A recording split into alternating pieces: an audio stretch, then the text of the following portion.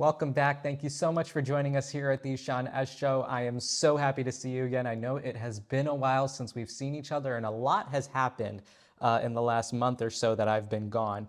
But before we get into today's episode, I just want to plug a few things in. First, subscribe to my newsletter on Substack. Every Monday, Tuesday, and Thursday, I post new editions. And basically, I like to talk about elections and polls and things like that, especially as we're entering the 2026 midterms. And we're already seeing remnants of a 2028 primary taking shape. So subscribe to my newsletter. You can scan a little QR code, or you can go on Substack and find me at Really Sean Srivastava and subscribe there so you never miss a beat. Because, you know, while I'm not doing the show, I want to keep myself busy. You can also find me on social media. You can follow me at Really Sean Srivastava on Instagram. And you can find me on Blue Sky at ishanshrivastava.bluesky.social. So those are a few good ways to stay in touch while we're not here on YouTube or Spotify or wherever you find me. I don't even know where half these episodes end up being found. But if you want to stay connected, those are also some great ways to stay in touch and get some of my reactions to things in real time. But for today's episode, I want to talk about something that President Trump ran on, not this election, but in 2016. He basically ran on this idea that if we were to have elected him back then, that we would be, quote, we would get, quote, tired of winning.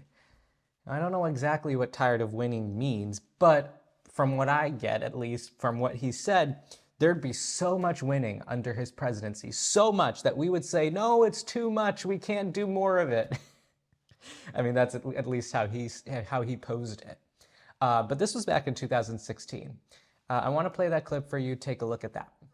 We're going to win with every single facet. We're going to win so much, you may even get tired of winning. And you'll say, please, please, it's too much winning. We can't take it anymore. Mr. President, it's too much. And I'll say, no, it isn't.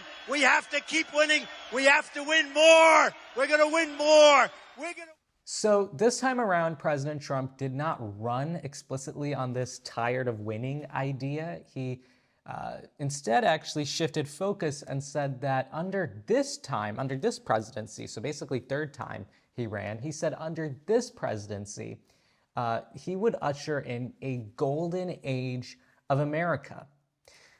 Golden age of America, pretty big thing. So I think he kind of shifted away from the tired of winning argument. And I think that's just because, I don't know, he wanted to spice things up a little. And golden age sounds a little more for the history books, if you will. Now, according to what we're seeing in the past few days, and we're going to go in depth into all of these things, but this tired of winning, this golden age of America that President Trump ran on, this idea of lowering the groceries, you might remember from a previous episode that I covered. You know, the costs of everyday goods have actually been going up. Grocery prices, house prices, car prices, so many things are going up in the cost, the ticket price that you have to pay. There are job security concerns right now as more Americans are fearing layoffs. And that has to do mainly with President Trump's flagship tariff policy, basically a sales tax on everyday goods that come into this country. President Trump decided to slap 10% tariffs on all goods that come into this country from all places around the world. But beyond that, he also decided to impose reciprocal tariffs on select countries that had other types of tariffs on us or that put reciprocal tariffs on us. Altogether, he's basically just tariffed he's tariffed like everything that comes into this country. And that tariff is effectively a 10% sales tax because it's what importers have to pay. It's a tax that importers have to pay when they are bringing stuff into this country. Now, Donald Trump thinks that companies are a little more altruistic than they actually are, and he expects that the costs will be eaten up by the businesses, that they will be so generous as to take in some of the costs for us humble consumers. It's not true. That's just not how it works. I mean, it's Econ 101 that tariffs are inherently regressive, that they impose a tax on everyday Americans because companies are not going to be so generous to eat up the cost themselves. They are going to pass the cost to the consumer. And oftentimes they may actually even try to derive a profit from that. So they might, if it's a 10% tariff, they might do an 11% cost increase so that they can account for 1% more in taxes, or excuse me, in profit. Now, President Trump, for his part, has not admitted to this being a problem. According to him, tariffs do not cause prices to go up. But that was until last week in a cabinet meeting where I guess we kind of got a bit of a concession. Take a look at this clip. Somebody said, oh, the shelves are going to be open. Well, maybe the children will have $2 instead of $30, you know? And maybe the $2 will cost a couple of bucks more than they would normally. But yes, that is President Trump in his golden age of America claiming that little kids should get fewer dolls. He thinks that too many kids are getting too many dolls, and so parents should buy fewer dolls for their kids. And so that's, I guess, his justification for the prices of dolls going up because of his tariffs. He said for the longest time that tariffs wouldn't make the cost go up. But I think when he said that parents should buy their kids fewer dolls, he's kind of indicating that his tariffs are going to drive up those costs. And so all the spoiled kids across America will not get 30 dolls. I don't know how much of a reality that is. But costs are going to go up. And Mattel, the toy company, is reporting that Barbies, the dolls that Trump is talking about, and other toys are expected to become more expensive as a result of his tariffs. And it's no surprise since 80% of toys that kids play with here in this country are made in China. And maybe that is a topic to talk about. Maybe we shouldn't have 80% of our toys coming from China. But that doesn't justify President Trump placing 145% tariffs on all Chinese goods that come into this country. That raises the costs of all the toys we play with. There's this weird fantasy that this White House is living under that somehow this country can make a shift back from toys made in China effectively overnight. And so our costs are somehow going to go up, but we'll be fine. We're not going to buy Chinese toys. It's just not true.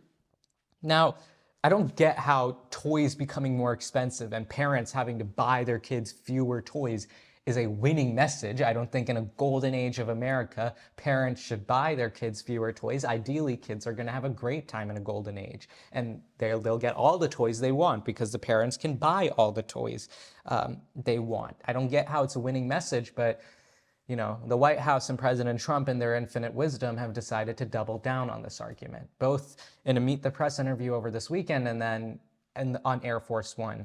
Take a look at both of those clips.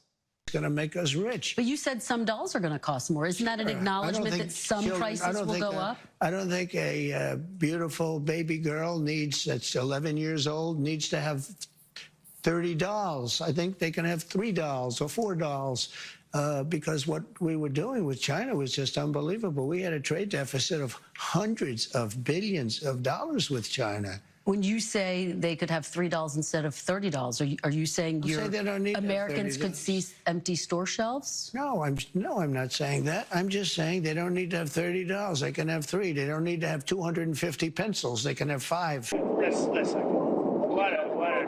All I'm saying is that a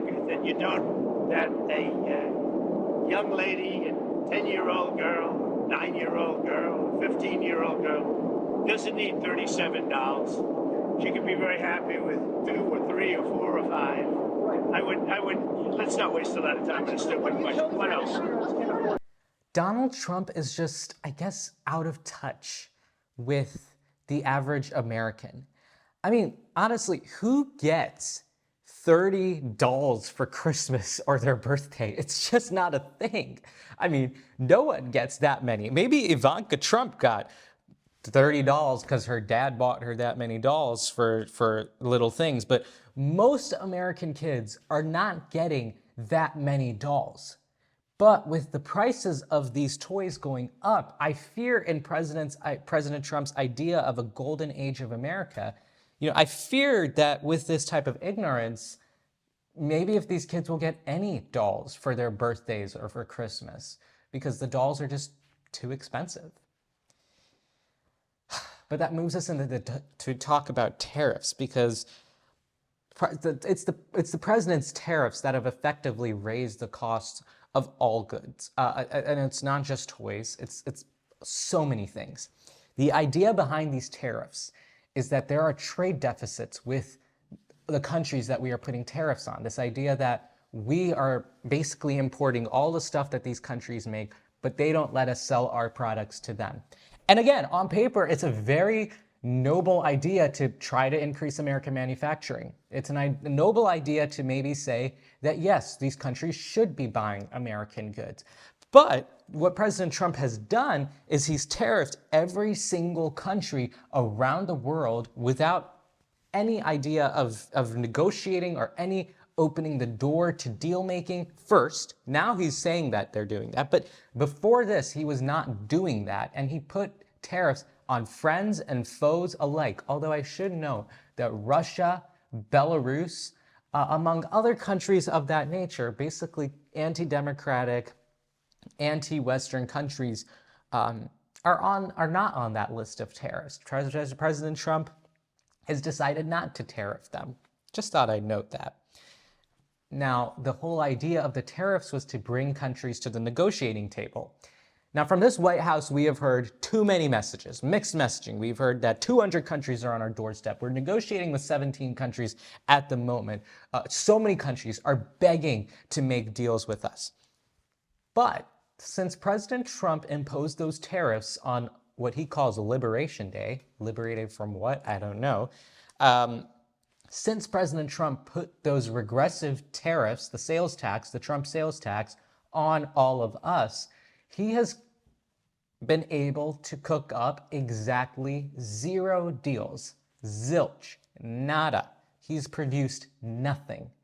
And it's not like me saying that. It is just a fact. They have failed to produce a single deal. They say that they're making deals with so many people, but even with the biggest recipient of the tariffs, China, even they have not come to the negotiating table. I think we're just about to have preliminary talks later this week, so they finally got them to the table. But they were not getting even that. They were not even getting that for the longest time. So no deal has been cracked. But because of these tariffs, which are regressive, like I like to say, hurt consumer confidence, and now this talk of deal or no deal, like this art of no deal, if you want to call it that, it's a play on his book, Art of the Deal. It's caused crazy market volatility. If you look at the stock market, up and down and up and down and up and down, your investments, your 401ks, college savings accounts, retirement accounts, all the sort, up and down like crazy. You don't know what is going to happen with your investments. And it's been clearly attributed to the tariffs that President Trump has put. Tariffs that President Trump has put with no actual endgame. President Trump cannot commit to whether or not these tariffs are temporary or if they're permanent. He just says they're a negotiating tool. I don't know if negotiating tool means that those tariffs are ever going to go away, but the way he's acting, I don't know if they will. I don't think they will. I really don't think they will. President Trump has this big belief that tariff is the most beautiful word in the English dictionary. He thinks that tariffs are these amazing things. And so the way his psychology works, I doubt that he's going to remove them. In fact, he's expanding the scope of these tariffs, announcing just a few days ago that he would be looking into tariffing Hollywood, tariff movies, because these movie companies should be making more of their movies in America. It's become more expensive for these movies to produce here in this country, so that's why they have been offshoring to other countries. Again, noble argument to say that they should be producing more here. But the solution to producing more here is not making those costs go up even more in the short term. Hollywood still needs time to bring people back. They need reasons to bring people back. The president is not giving them a reason to come back. Instead, he's just making it more expensive to do anything. But it goes to show the randomness of what he's doing. Because even with this Hollywood tariff policy, this administration has no clear idea of what that means. They don't know exactly what tariffing Hollywood means. He just came to his mind, and so he said it. But it's also taken a toll on us, on our economy. We should note that there are currency concerns because the US dollar, which is a safe haven, it's what the global economy is tied to, has seen a nearly 9% decline in the dollar index since President Trump's return to office. Confidence in the US dollar and its ability to be a hedge for the global economy is diminishing. And that's a problem because the value of your dollar, the power of your dollar, it's going away. And other countries are taking note because they have reserves in US dollars. They're starting to notice that maybe the US dollar is not necessarily the type of thing that we should be holding on to. And that hurts you at the end of the day because the power of your currency is weakening. But I want to talk about how this affects everyday people. It's not just about the stock market, it's about you. And so if we look at the tariffs, the average effective tariff rate has risen to 27%, which is the highest in over a century, i.e. before the Great Depression.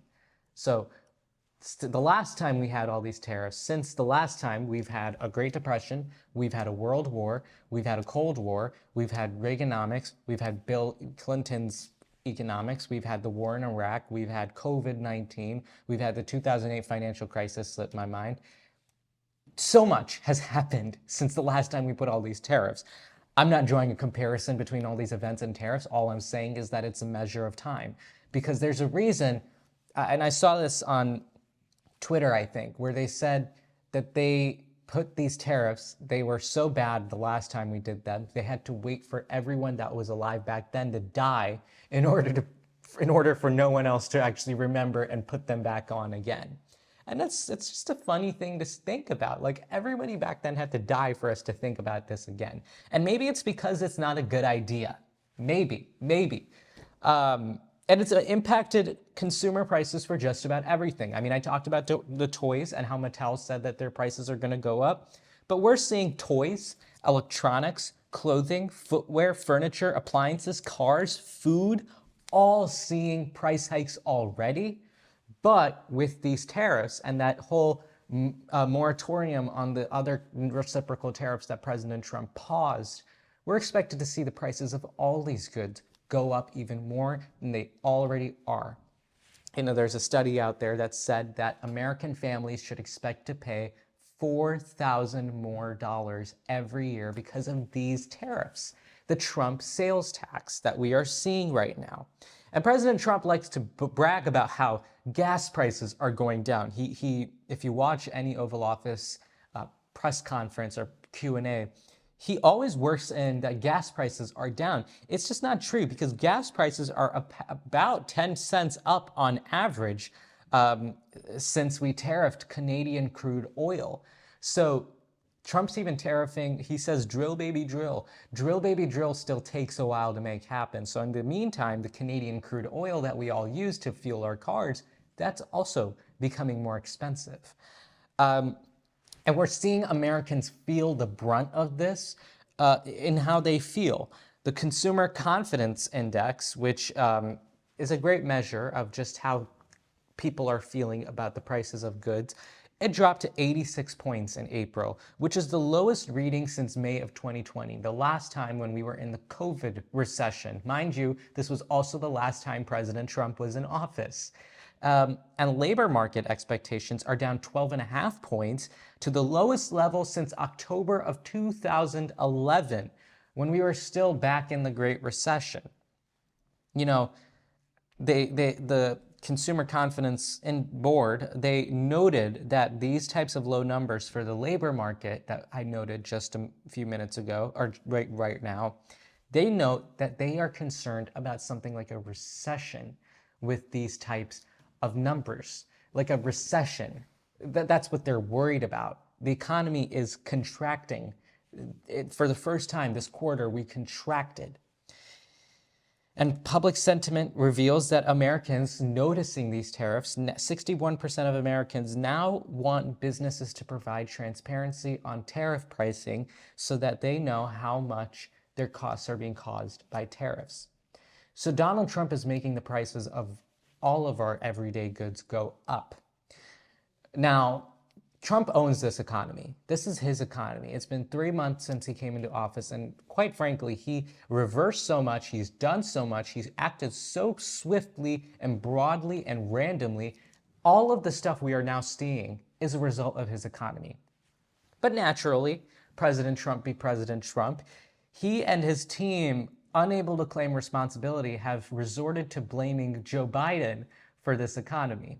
Now, I'll remind you that Joe Biden has not been president for 3 months. I should also note that when Joe Biden left the White House, he left this White House with record low unemployment, a booming stock market, and cooling inflation. So President Trump can say this is the Biden economy all he wants, but Trump inherited an economy that was recovering from the COVID recession and then recovering from inflation, global inflation that was going on.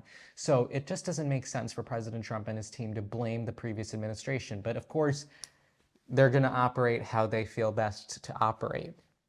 But these tariffs, I just talked about how they affect our economy. I talked about how they affect your pocketbook. Let's also talk about how they affect America's image. And you know, America has always been like this country that everyone turns to. Everyone has said America is the leader of the free world. These tariffs are straining our relationships with countries. Canada, our closest ally, like literally our bestie on the global stage, if you want to call them that. They've been with us through thick and thin. Their new Prime Minister, Mark Carney, he decided to declare that the U.S.-Canada relationship has fundamentally been altered. Donald Trump has turned America into a laughingstock for all of what he's done to our country. And, you know, we're seeing, you know, he talks about how countries are at our doorstep begging for a deal, yet not a single deal has been made. Meanwhile, we're seeing countries like India and the UK broker trade deals between one another, and countries pointing at us, calling us the weirdos. And you know, since we've seen these tariffs go up on every country, we've seen Donald Trump lost the election in the Supreme Court in Wisconsin. He lost big ground in Florida the last time we were on the show on the air. We were talking about elections and how Donald Trump would effectively be losing elections. Well, Donald Trump is now also losing in other countries.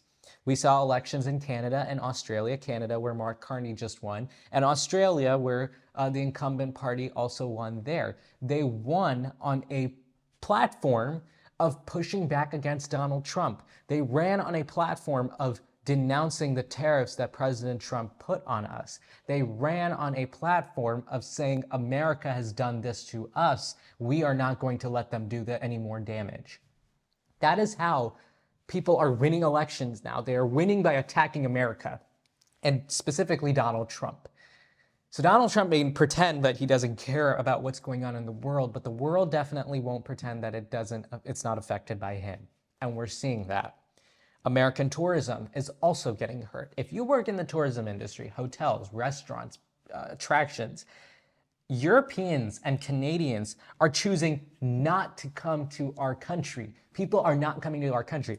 I mean, on one hand, it's also the immigration stuff that President Trump is doing, and that's a whole other can of worms. People are afraid, if you're on a visa, they're afraid of coming to this country on vacation, but also for the tariffs. People are choosing not to come to this country because they don't want to come here.